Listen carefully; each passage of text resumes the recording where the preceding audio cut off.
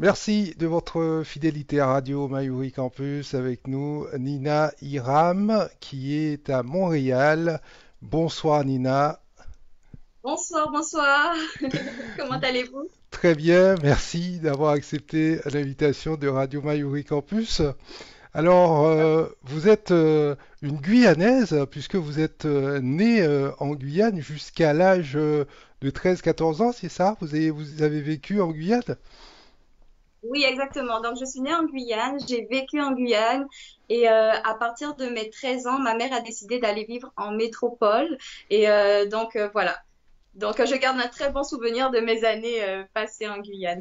Et vous étiez dans quel établissement en Guyane? Vous étiez à Cayenne? Oui, j'étais à Cayenne. Donc, en primaire, j'étais à Stanislas, Mhm. euh, sur la rue Léopold Eder, si je n'oublie pas. Et Euh, ensuite, au collège Eugène Nonon qui est juste en face. Très bien. Et puis là, une fois arrivé en France, vous allez bouger pas mal en Normandie, à Paris. Vous avez fait plusieurs villes, hein? Oui, alors j'ai commencé à Paris parce que mon père, en fait, est un Français de France, donc c'est un métropolitain. Donc lui, il habite à Paris, donc j'ai été à Paris un moment et ensuite j'ai vécu à Rennes, donc plus en En Bretagne. Bretagne, tout à fait. Oui, Et, voilà. vous êtes resté combien de temps en France finalement? Combien d'années? Ben, en fait, de mes 13 ans, voilà, de mes 13 ans à mes 18 ans, parce que maintenant, j'ai changé encore de pays, je me retrouve au Canada, à Montréal. Ouais. Donc, de mes 13 ans à 18 ans, c'est ça, j'étais en France. Et pourquoi ce choix du Canada? Ça aurait pu être l'Australie ou l'Angleterre. Pourquoi le Canada? Alors, en fait, j'ai jamais pensé au Canada, j'ai jamais pensé vivre au Canada. C'est même pas moi qui ai fait ce choix-là. C'est simplement que j'ai rencontré mon mari et lui, il fait des études en sciences, donc il faisait son doctorat et il devait le continuer en fait. Il a choisi de le continuer au Canada et je l'ai suivi. En fait, c'est vraiment par amour que je suis au Canada. Ouais. Donc, Alors, moi, j'ai tenu à vous inviter car j'ai eu la chance de voir les quelques vidéos que vous aviez réalisées, puisque vous êtes, on peut le dire, hein, youtubeuse, c'est donc un nouveau métier.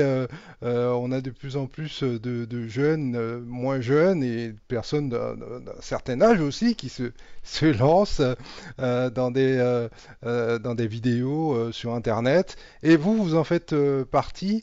Et à travers ces vidéos, vous avez fait la promotion du créole. Dans une de ces vidéos, en fait, vous avez fait la promotion du créole guyanais et du créole haïtien. Alors, comment faites-vous pour être aussi à l'aise dans le créole, dans ces deux créoles, en fait? alors, j'ai fait 3 vidéos en créole. J'ai même fait une vidéo en créole guadeloupéen aussi. Et en fait, pour vous répondre, c'est que j'ai de la chance, en fait. Nous, les Guyanais, on a de la chance d'être dans un beau pays qui est très, très mélangé. Donc, il n'y a pas un Guyanais type, comme j'aime le dire. On est tellement mélangés et on a cette richesse d'avoir plusieurs langues, en fait.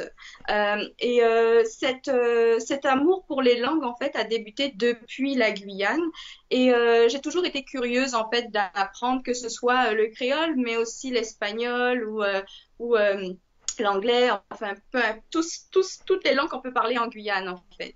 Et pour le créole, ce qui fait que je suis hyper à l'aise en créole haïtien, c'est que j'ai toujours vécu euh, parmi des Haïtiens.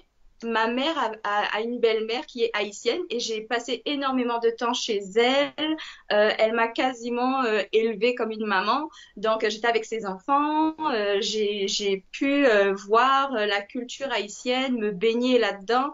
Et c'est ce qui a fait que, à force d'entendre parler créole haïtien, moi, de répéter des mots, c'est ce qui a fait que j'ai appris et voilà, je suis hyper à l'aise. Et puis le créole guyanais, je suis guyanaise, donc comme tout Guyanais qui se respecte, on se doit de parler la langue du pays.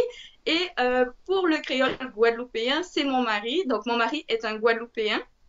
à la maison, on ne parle que créole guadeloupéen, donc c'est ça qui fait que... Et puis j'ai une facilité d'absorber un petit peu les Ouais, langues, donc ouais. qui fait que, voilà, je me débrouille un petit peu dans chaque créole.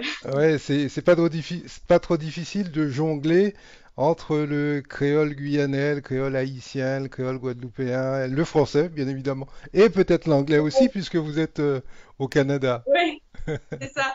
Alors, en fait, au niveau des créoles, c'est très marrant parce qu'il y a énormément de mots qui se ressemblent. Mais il y a des petits mots, en fait, qui vont changer. On va pas dire la même chose partout. Comme si je donne un exemple, en créole guadeloupéen, on va dire bitin, en bitin pour Mm. dire une chose.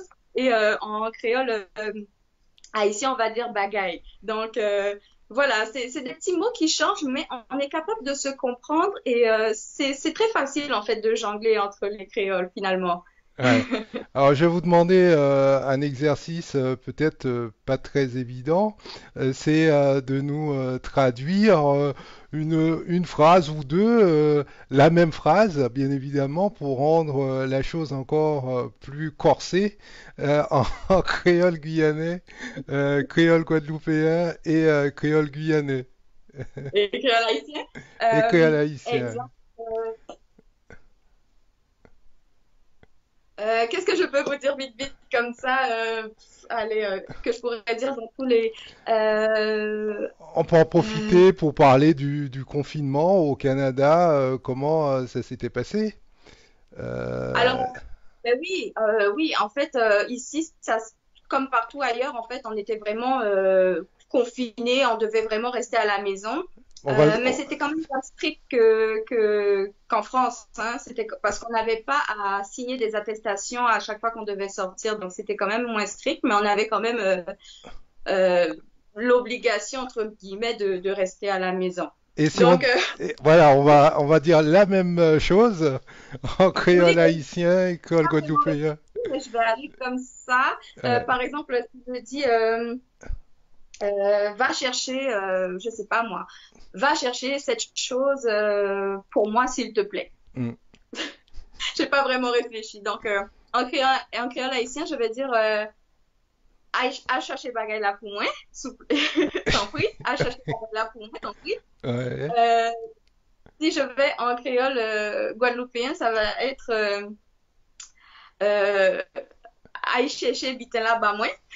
ok, Là-bas, ouais. Vous voyez, ça se ressemble. Et en ouais. créole guyanais, c'est aller chercher bêta poumon, aller chercher bêta poumon. Donc, en fait, ça se ressemble, en fait. On est capable de se comprendre, mais vous voyez, il y a eu le bagaille, il y a eu aller chercher, aller chercher. Vous voyez, Mm. c'est très plaisant, en fait, de chercher l'origine des mots aussi. Oui, alors il y a parfois un certain complexe chez certains jeunes qui n'osent pas, soit par rapport à leurs parents qui ne souhaitent pas qu'ils s'expriment en créole et de peur qu'ils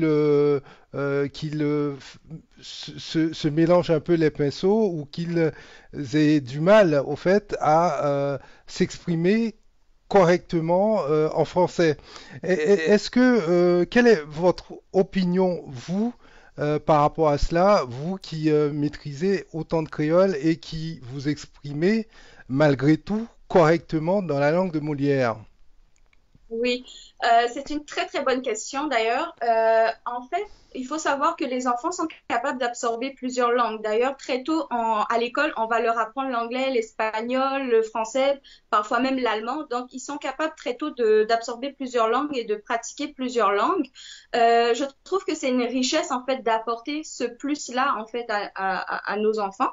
Et il faut pas leur empêcher en fait de parler le créole. Au contraire, en fait, c'est leur transmettre toute notre richesse, toute notre culture, notre patrimoine, voilà. Et il suffit en fait d'une seule génération pour oublier la langue, en fait. Donc, je le vois en fait ici, il y a beaucoup de d'Haïtiens euh, et qui ont des enfants qui ne parlent pas le créole haïtien. Donc moi, je parle mieux le créole haïtien que des personnes vraiment d'origine haïtienne. Ce qui est tout à fait dommage parce que plus les générations vont et plus ça se perd finalement. Et si on veut que les générations futures fassent quelque chose pour le pays, reviennent dans le pays, etc., ce serait intéressant, ce serait bien de leur transmettre en fait ne serait-ce que la langue et la curiosité d'en apprendre plus sur le pays. Et puis on voit bien que si on va chez les étrangers, que ce soit les Chinois ou les Arabes, les Espagnols, ils transmettent tous en fait leur langue à leurs enfants, même s'ils parlent le français très très bien, l'anglais très bien, ils vont tous avoir cette richesse en plus d'apprendre l'espagnol à la maison, le chinois à la maison, l'arabe à la maison, et ça dérange pas. Donc c'est un complexe en fait qu'on doit vraiment éradiquer dans Mm, les îles.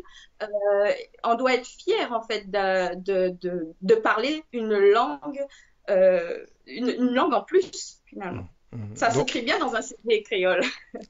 Donc vous encouragez les Guyanais, les Antillous, les Martiniquais, les Guadeloupéens, ou même les Réunionnais qui nous regardent, ou les contrées dans lesquelles on parle le créole, à perpétuer cela, à continuer à s'exprimer. C'est une façon d'affirmer en fait son identité, la maîtrise de ces langues, même quand on les parle localement. Exactement. Et c'est même le créole est tellement riche.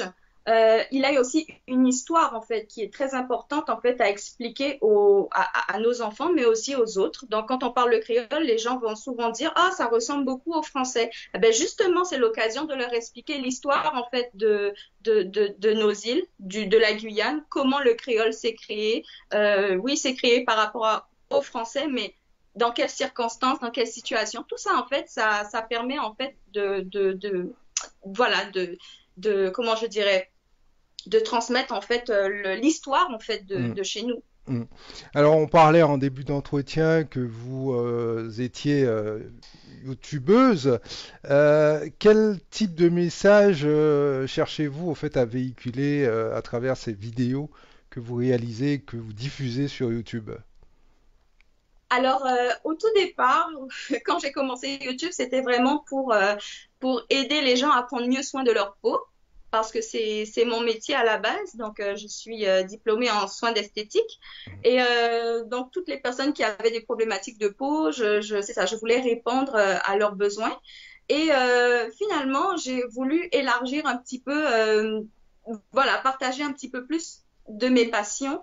Et ça m'est venu en tête comme ça de parler des langues, parce que finalement, j'ai deux passions, de très grosses passions, c'est l'esthétique, mais c'est aussi les langues. Donc voilà, donc j'ai voulu apporter ce plus-là. Et j'ai vu que ça a beaucoup plu. Donc, le message que j'aimerais passer d'aujourd'hui, maintenant que j'ai apporté les langues, Mhm. c'est que euh, nous, Guadeloupe, Martinique, Guyane et même Réunion, Haïti, nous formons qu'un finalement. Et il n'y a pas beaucoup de différence entre nous. Et c'est ce que j'essaye en fait de véhiculer au travers mes vidéos, que ça soit par exemple des fois je fais une vidéo où je donne plein d'expressions en créole et ou des mots en créole et les Haïtiens peuvent dire aux Guadeloupéens ah ça aussi on le dit chez nous ah ça on le dit chez nous mais ça veut pas dire ça ça veut dire autre chose et finalement c'est montrer aux gens que il faut casser les barrières parce qu'on se ressemble tous et on était tous dans le même bateau. On est tous dans le même bateau. Très bien. Et est-ce que on peut s'attendre, est-ce que vous envisagez de revenir vous installer un jour en Guyane ou aux Antilles, Vous voyez, ou peut-être Haïti également? peut-être, en fait, on sait vraiment pas de quoi l'avenir est fait. La preuve, j'ai jamais pensé que j'allais vivre au Canada et je suis au Canada. Donc, ça se trouve, demain, je serai ailleurs et pourquoi pas, moi, je suis ouverte à tout. Ce serait vraiment un honneur, en fait, maintenant que je vois le froid qu'il y a au Canada, retourner dans les îles ou en Guyane, ce serait que du positif, pourquoi pas. Quel est quel message souhaitez-vous adresser aux jeunes qui vous regardent, aux Guyanais qui vous regardent, aux jeunes Guyanais? Waouh. Alors oui, j'aimerais adresser un message effectivement. J'aimerais dire aux Guyanais et aux Guyanaises, aux jeunes, d'avoir un objectif dans la vie et de tout faire pour l'atteindre, de cesser parfois, c'est bien de s'amuser, mais de cesser aussi l'amusement pour travailler dur pour ce qu'on veut. Et voilà, donc c'est pas le tout de s'amuser. Je sais que dans les îles, on s'amuse beaucoup, mais c'est important aussi de travailler. Et puis, quand on se donne les moyens, on peut obtenir ce que l'on veut. La preuve, je donne comme exemple mon mari, mais c'est l'exemple parfait. Mm. C'est un Guadeloupéen et il aimait vraiment l'école, donc même si il s'amusait à côté parce que il a, il est très connu dans le monde du gospel, il fait de la musique, voilà. Mais à côté de ça, il a toujours gardé son objectif en tête et il a continué ses études étape par étape. Il est monté et maintenant il est au Canada. C'est pour ça que je suis là. Et il a passé son doctorat et maintenant il fait un post-doctorat. Donc c'est ça. J'aimerais dire aux Guyanais d'avoir des objectifs grands, d'avoir de grandes visions et de foncer parce que tout est possible. Mm. Quel est le sujet de votre prochaine vidéo sur YouTube? Ah, alors je viens d'en sortir une ce matin. Donc Ah, oui, il s'agit du colorisme. Je voulais aborder ce sujet-là par rapport aux circonstances du moment avec ce qui se passe aux États-Unis, George Floyd, le racisme, etc. Je voulais vraiment parler du colorisme, ce qui est différent du racisme. Le colorisme se passe plutôt au sein d'une même communauté. Donc, ce sont les différences, les discriminations qu'on peut retrouver au sein d'une même communauté par rapport à une couleur de peau, donc ou une texture de cheveux. Donc, c'est de ça que je parle dans la vidéo de ce matin. Et j'ai pas encore, en fait, j'ai plusieurs idées, mais j'ai pas encore défini le titre de la vidéo prochaine. d'accord. Et quel est le nom de votre chaîne YouTube pour qu'on puisse y aller jeter un coup d'œil? Oui, vous êtes les bienvenus. Alors, c'est Embellis-moi.